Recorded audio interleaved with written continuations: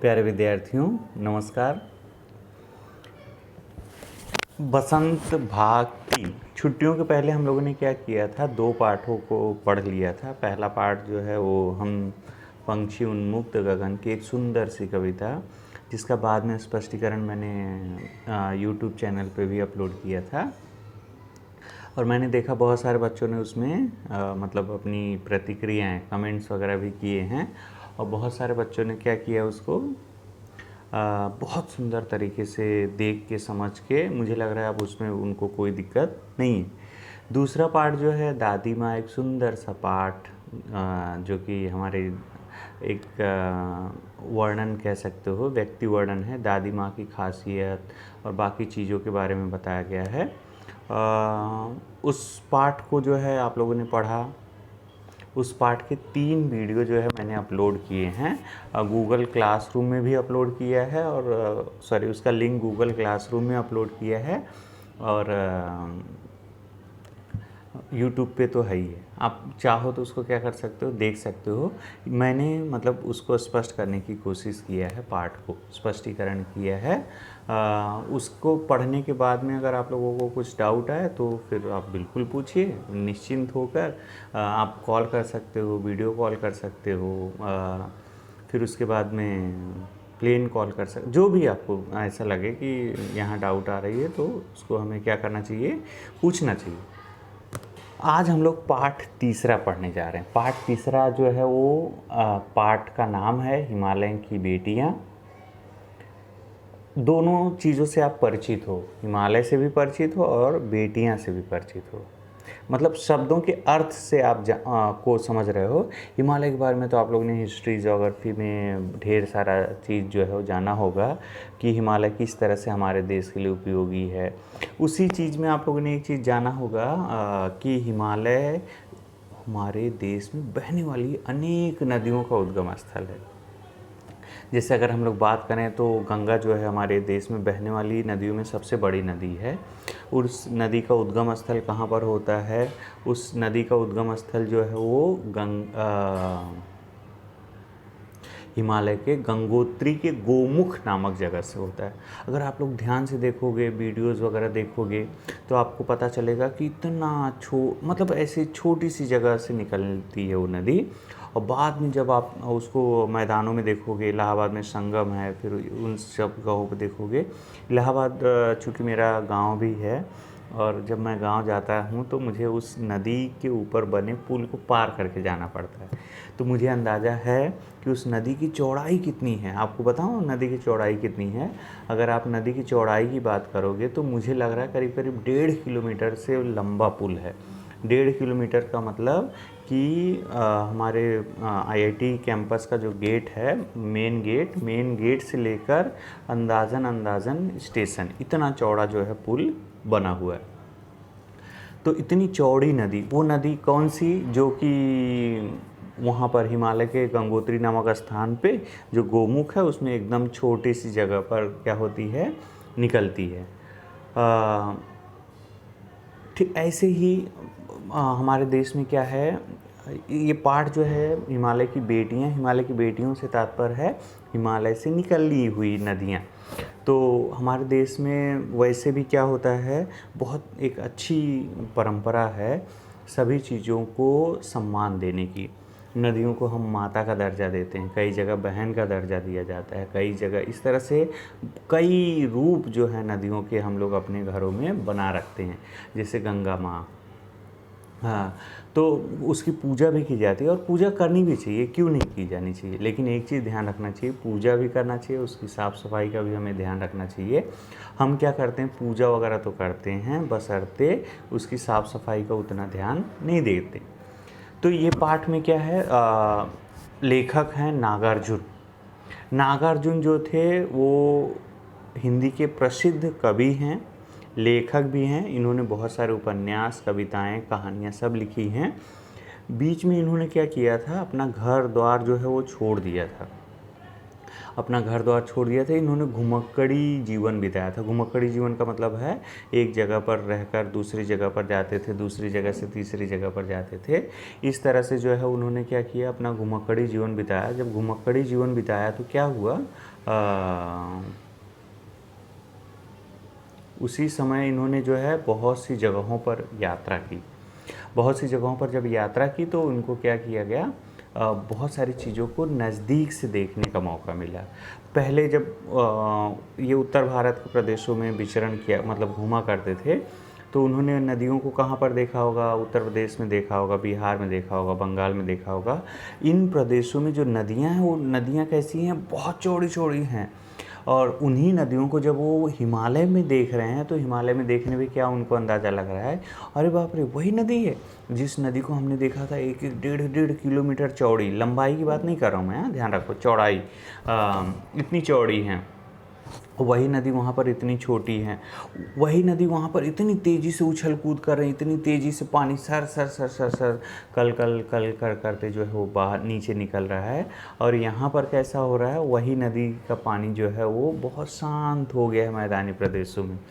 तो इन सब चीज़ों के बारे में हमें क्या किया गया है, इस पाठ में बताया गया। बहुत सुंदर पाठ है।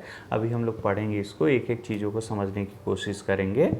अभी तक मैंने उन्हें दूर से देखा था।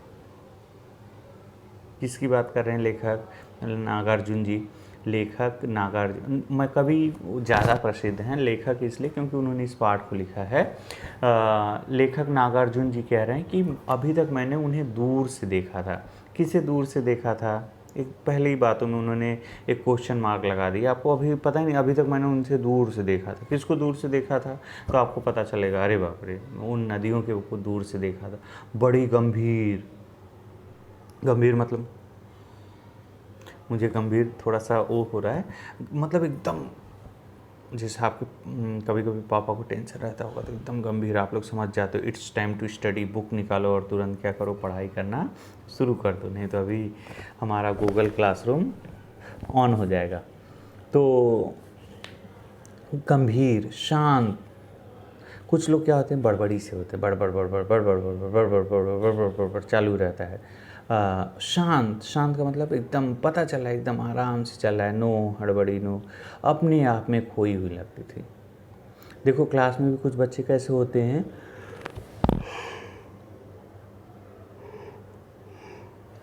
कुछ बच्चे कैसे होते हैं एकदम अपने आप में खोए रहते हैं।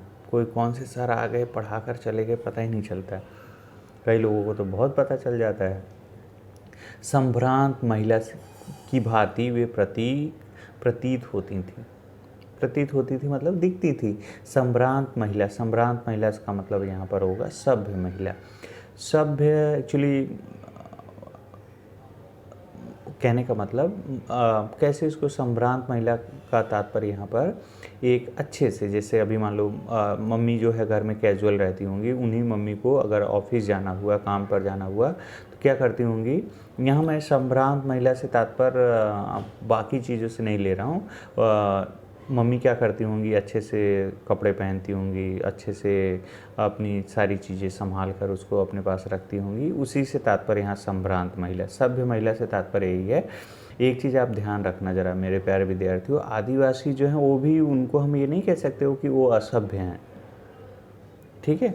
झुग्गी झोपड़ी पट्टी में रहने वाले लोग, उनको हम ये नहीं कह सकते कि वो असभ्य हैं, ध्यान रखना। तो मैं इसीलिए बताने के लिए बड़ा मतलब मुझे अटपटा सा लग रहा था। संभ्रांत का तात्पर्य कई बार क्या हो जाता है कि वो बड़े घर की कुलीन महिला, उसको तो आप ले सकते हो, लेकिन अभी आज के परिवेश में हम ये समझेंगे संभ्रांत महिला का मतलब एक सभ्य महिला।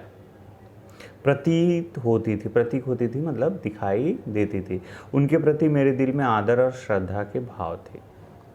क्या होता है, हमें अपने घरों से ही सीख मिलती है कि इन चीज़ों की हमें इज्जत करनी चाहिए, करनी भी चाहिए, बुरा भी नहीं है उसमें। तो लेखक कह रहे हैं कि हम, मेरे दिल में उन आदर और श्रद्धा के भाव थे। आदर मतलब सम्मान था। श्रद्धा का मतलब समझ रहे हो, जैसे पूजा पाठ की हमसे श्रेष्ठ हैं, हमारी ये जीवनदायी हैं। माँ और दादी, मौसी और मामी की गोंद की तरह उनकी धारा में डुबकियाँ लगाया करता। कुछ पता चले माँ के गोद में कैसे डुबकी लगाते हैं। आप लोग माँ की गोद में बहुत झूलते हो, घूमते हो, बैठते हो। मौसी, माँ और दादी, माँ और दादी बहुत अनोखी चीज़ है, बहुत विचित्र चीज़ है, बहुत सुंदर चीज़ है, बहुत प्यारी चीज़ है। आप लोग जितना उसमें घुलोगे उतनी आपको अच्छी चीज़ मिलती जाएगी। मौसी और मामी की गोद की तरह उनकी धारा में डुबकियाँ लगाया करता था। आप लोग देखे होंगे, नदी में नहाए होगे, नहीं पता नहीं मुझे, अगर नहाए होगे तो आपको पता होगा कि खूब बच्चे जो है उसको नहाने में मज़ा मिलता है। आजकल हमारी संस्कृति ही स्विमिंग पूल और वाटर पार्क वाली हो गई है, तो इसमें हम लोग क्या कर सकते हैं कि वेव पूल में जाकर नहाते हैं। लेकिन वे बच्चे जो पुराने, जो उनके समय में आपको पापा का समय पूछो अगर, तो आपको बताएंगे वो कि उनके समय जो है स्विमिंग पूल ये सारी चीज़ें नहीं हुआ करती थी। मौसी और मामी की गोद की तरह उनकी धारा में डुबकियाँ लगाता था। तो उस समय अब बच्चों को मनोरंजन चाहिए, नहाना है या इस तरह से, चूँकि बहुत से तीर्थ स्थल जो है ना वो नदियों के किनारे हैं। तो गांव में क्या होता था, या गांव में या शहरों में भी लोग जब उन तीर्थ स्थलों पे, जैसे गंगा के किनारे ही देखो आप लोग, एक विंध्याचल नामक जगह है, उस जगह पर लोगों की ऐसी मान्यता है कि अगर मंदिर में आपको स्नान करने वगैरह, मंदिर में आपको आना है तो मंदिर के बगल में क्या है, गंगा जी हैं। गंगा जी में आपको क्या करना पड़ेगा, स्नान करना होगा। तो लोग गंगा जी में स्नान करते हैं, स्नान करके वहाँ पर विंध्यवासिनी माता का मंदिर है, मिर्ज़ापुर ज़िला, वहाँ पर क्या करते हैं, वो दर्शन करते हैं। तो इस तरह से जो है लेखक कह रहा है कि मैं उनकी धारा में, धारा मतलब समझ रहे हो आप लोग, पानी की धारा जो बहाव होता है उसमें क्या करता था, डुबकियाँ लगाता था। तो इस पैराग्राफ में लेखक ने दो चीज़ें बताई, ज़रा ध्यान से देख लो। नदी की धारा में नहाना उनके लिए किसके बराबर है, तो आपका उत्तर होगा नदी की धारा में नहाना, नदी की धारा में डुबकी लगाना, नदी में कूद कर नहाना, यह किसके बराबर है, माँ की, मौसी की, मामी की गोंद के बराबर है, दादी की गोंद के बराबर है।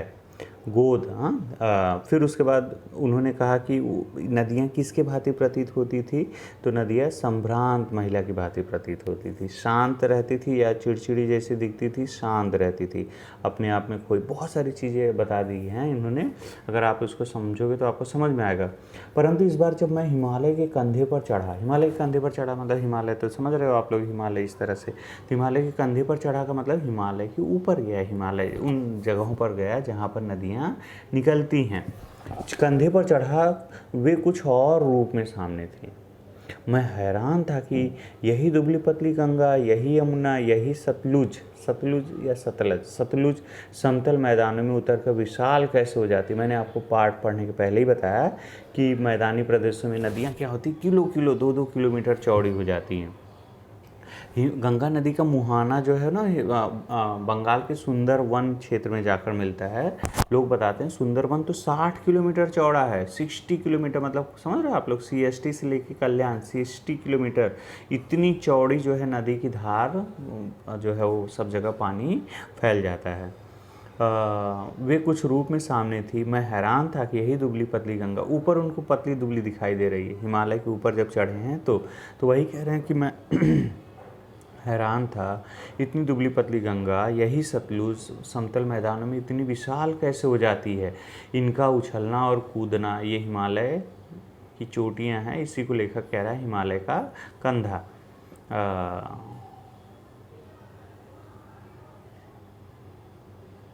खिलखिलाकर लगातार हंसते जाना, इनकी यह भाव भंगी, इनका यह उल्लास कहाँ गायब हो जाता है। ऊपर क्या हो रहा है, बहुत तेज़ी से बह रही हैं, बहुत तेज़ी से बह रही हैं, तेज़ी से पहाड़ों से नीचे गिर रही हैं, पत्थरों से टकरा रही हैं, पानी उछल रहा है, इधर उधर जा रहा है। तो लेखक को क्या आभास हो रहा है, लेखक कह रहा है कि खिलखिलाकर हंस रही हैं। इनकी यह भाव भंगी, इनका यह उल्लास कहाँ गायब हो जाता है मैदान में जाकर। किसी लड़की को जब मैं देखता हूँ, किसी कली पर मेरा ध्यान अटक जाता है। क्या बोले हैं लेखक, किसी लड़की को जब मैं देखता हूँ, किसी कली पर मेरा ध्यान अटक जाता है, तब भी इतना कौतूहल और विस्मय नहीं होता जितना कि इन बेटियों की बाल लीला देखकर। समझ रहे हो कुछ लेखक क्या कहना चाह रहा है। हिमालय से जब नदी निकल रही है तो वो लड़की है, लड़की कैसी है, छोटी लड़की, बाल क्या है, तो वह वहाँ पर बालिका क्या कर रही है, उछल रही है, कूद रही है। उछल कूद मतलब ऐसा नहीं है कि नदी जैसे छोटी लड़की जैसे उछल कूद रही होगी, वहाँ पर इस तरह से वो बताना चाह रहे हैं कि वो तेज़ी से बह रही है, पत्थरों से टकरा रही है, रास्ते अपने तेज़ी से खोज रही होगी। तो उसी को लेखक क्या कह रहे हैं, वो उस बाल लीला को देखकर वे हैरान हैं, विस्मित हैं, आश्चर्यचकित हैं। कहाँ ये भागी जा रही है, मतलब आप समझ रहे हो, ऊपर से जब क्या होता है, नदी जब बहती है तो बहुत तेज़ी से नीचे की तरफ बढ़ती हैं। तो वही कह रहे हैं कि कहाँ पर वो भागी जा रही हैं, कहाँ ये भागी जा रही हैं। यहाँ हम लोग पढ़ रहे हैं, ध्यान रखो।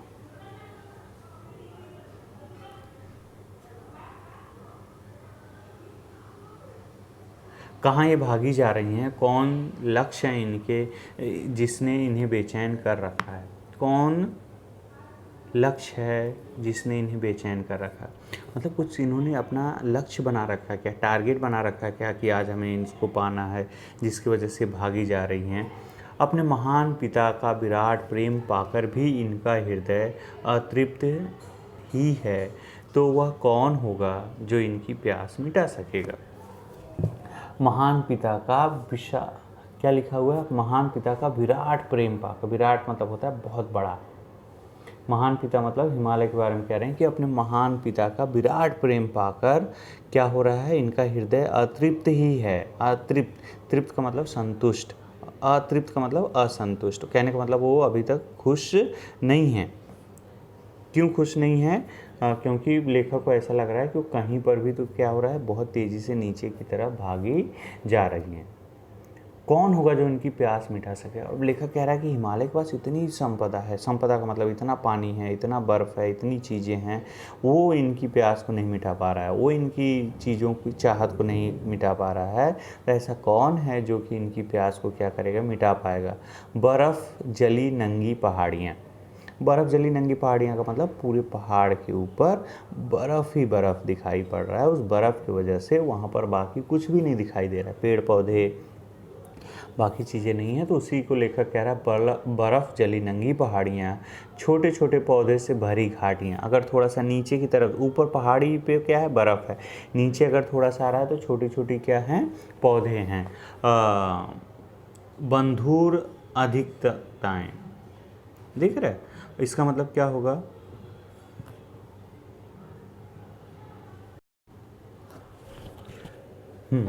हम लोग देख रहे थे बर्फ़ जली नंगी पहाड़ियाँ, छोटे छोटे पौधों से भरी घाटियाँ, बंधुर अधिकताएँ का मतलब गहरी, बंधुर का मतलब हो गया गहरी, सरसब्ज उपत्यकाएँ, ऐसा है इनका लीला नित्य का।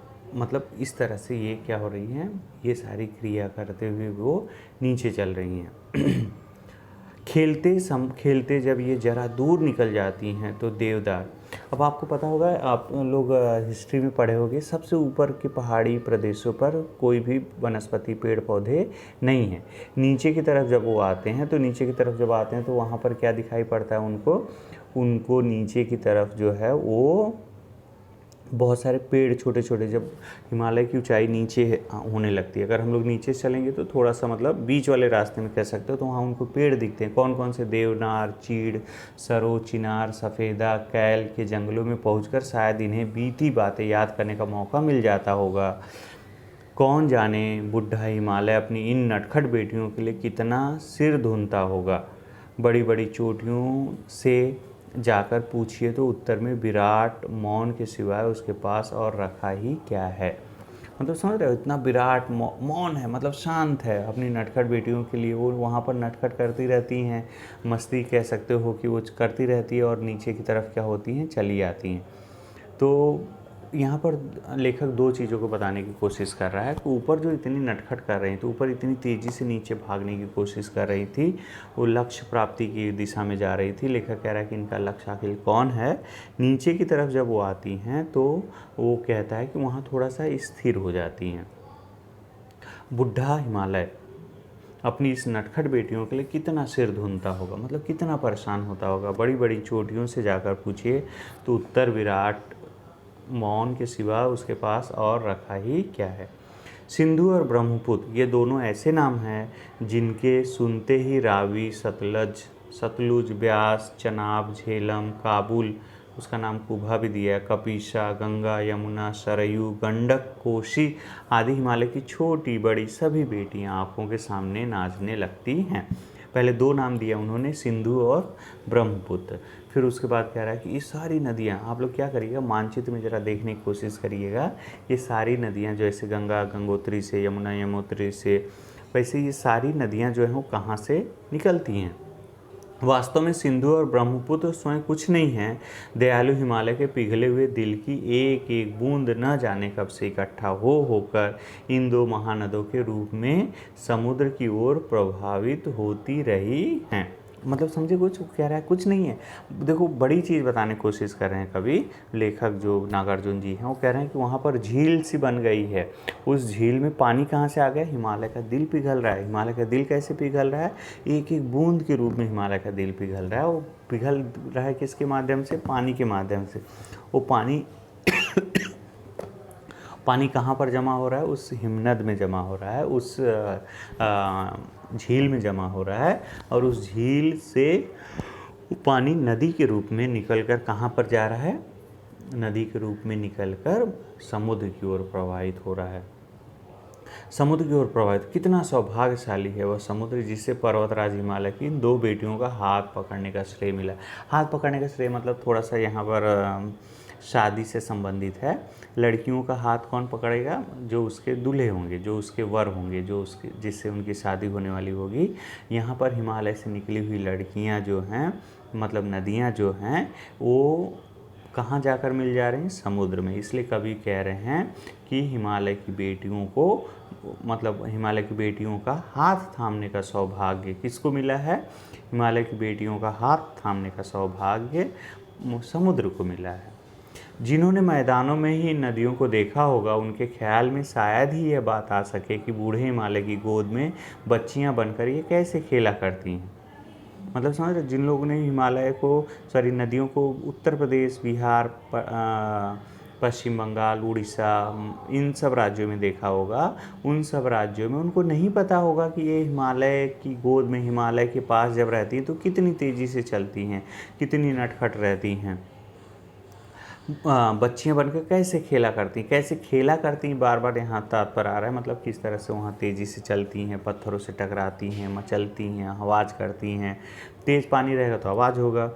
माँ बाप की गोद में नंग धड़ंग होकर खेलने वाली इन बालिकाओं का रूप पहाड़ी आदमियों के लिए आकर्षक भले न हो, लेकिन मुझे तो ऐसा लुभावना प्रतीक हुआ, वह रूप की हिमालय को ससुर और समुद्र को उसका दामाद कहने में कुछ भी झिझक नहीं होती है। मतलब समझ रहे हो, वो लेखक अब क्या कह रहे हैं, वो लड़कियां हैं, पहली चीज़। दूसरी चीज़ क्या कह रहे हैं कि हिमालय को ससुर और समुद्र को क्या कह रहे हैं, दामाद। ससुर रिश्ता ज़रा आप समझने की कोशिश करो, बेटी का पिताजी है तो ससुर हो गया, और बेटी का पति है तो मतलब लड़की का पति है तो उसका दामाद हो गया।